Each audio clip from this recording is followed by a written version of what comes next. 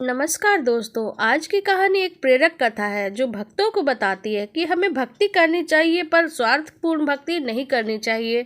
तो इस कथा को हम शुरू करते हैं। एक बार भगवान नारायण लक्ष्मी जी से बोले, लोगों में कितनी भक्ति बढ़ गई है, सब नारायण नारायण करते हैं। तो लक्ष्मी जी बोली, आपको पाने के लिए नहीं, मुझे पाने के लिए भक्ति बढ़ गई है। तो भगवान बोले, लोग लक्ष्मी लक्ष्मी ऐसा जाप थोड़ी ना करते हैं। तो माता लक्ष्मी बोली कि विश्वास ना हो तो परीक्षा हो जाए। भगवान नारायण एक गांव में ब्राह्मण का रूप लेकर गए। एक गांव का दरवाजा खटखटाया, एक घर का, और एक घर के जब यजमान थे उन्होंने दरवाजा खोल के पूछा, कहाँ के हैं? तो भगवान बोले, हम तुम्हारे नगर में भगवान का कथा कीर्तन करना चाहते हैं। यजमान बोला, ठीक है महाराज, जब तक कथा होगी आप मेरे घर में ही रहना। गांव के कुछ लोग इकट्ठा हो गए और सब तैयारी कर दी। पहले दिन कुछ लोग आए। अब भगवान स्वयं कथा कर रहे थे तो संगत बढ़ गई। दूसरे दिन, तीसरे दिन और भी भीड़ हो गई। भगवान खुश हो गए, कितनी भक्ति है लोगों में। लक्ष्मी माता ने सोचा, अब देखा जाए कि क्या चल रहा है। लक्ष्मी माता ने बुढ़ी माता का रूप लिया और उस नगर में पहुंची। एक महिला ताला बंद करके कथा में जा रही थी कि माता उसके द्वार पे पहुंची। बोली, बेटी जरा पानी पिला दे।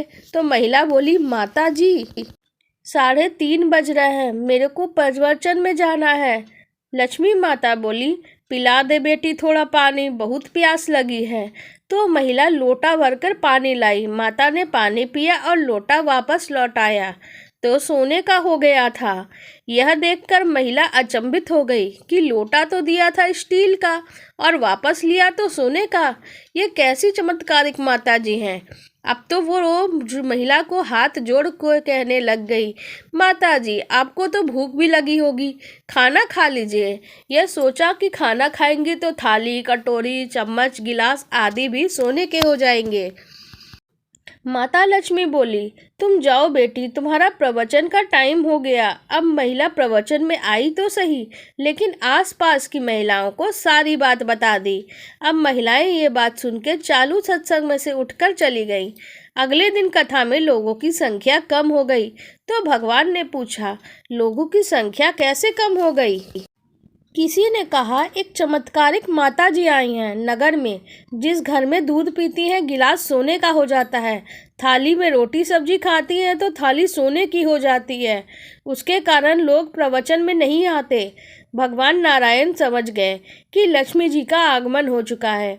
इतनी बात सुनते ही देखा जो यजमान सेठ जी थे वह भी उठ खड़े हुए और खिसक लिए। पहुँचे लक्ष्मी माता जी के पास। बोले, माता मैं तो भगवान की कथा का आयोजन कर रहा था, आपने मेरे घर को ही छोड़ दिया। लक्ष्मी माता बोली, तुम्हारे घर में मैं तो सबसे पहले आने वाली थी, लेकिन तुमने अपने जिस घर में कथाकार को टहलाया था ना, वो चला जाए तब मैं आऊँ।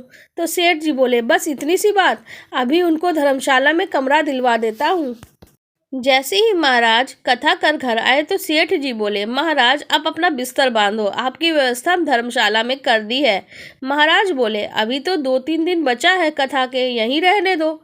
सेठ बोले, नहीं नहीं, जल्दी जाओ, मैं कुछ नहीं सुनने वाला, किसी को मेहमान ठहराना है। इतने में लक्ष्मी जी आई और कहा, सेठ जी आप थोड़ा बाहर जाओ, मैं इनसे निपट लूँ।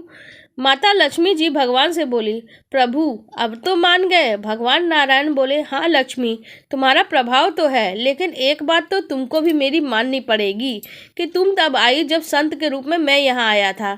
संत जहाँ कथा करेंगे वहाँ लक्ष्मी तुम्हारा निवास जरूर होगा। यह कह के नारायण भगवान वहां से बैकुंठ के लिए विदाई लेते हैं। अब प्रभु के जाने के बाद अगले दिन सेठ के घर गांव वालों की भीड़ हो गई। सभी चाहते थे कि यह माता सभी के घरों में बारी बारी से आए, पर यह क्या, माता लक्ष्मी ने सेठ और सभी गांव वालों को कहा कि अब मैं तो जा रही हूँ। सब कहने लगे, माता ऐसा क्यों, हम क्यों आपसे ऐसा क्यों कर रहे हो, हमसे क्या भूल हो गई? माता ने कहा, अब मैं वहीं रहती हूँ जहाँ नारायण का वास होता है, आपने तो नारायण को ही निकाल दिया, मैं कैसे रह सकती हूँ। और ये कह के वो चली गई। शिक्षा ये है कि जो लोग केवल माता लक्ष्मी को पूजते हैं वो भगवान नारायण से तो दूर हो जाते हैं। अब नारायण की हम पूजा करेंगे तो लक्ष्मी जी तो वैसे ही पीछे पीछे आ जाएंगी, क्योंकि वो उनके बिना नहीं रह सकती। और जहाँ परमात्मा की याद है वहाँ पे लक्ष्मी जी का वास है। केवल लक्ष्मी जी के पीछे भागोगे तो ना माया मिलेगी ना राम। नारायण नारायण। आपको हमारी ये कथा कैसी लगी कमेंट सेक्शन में ज़रूर बताइए।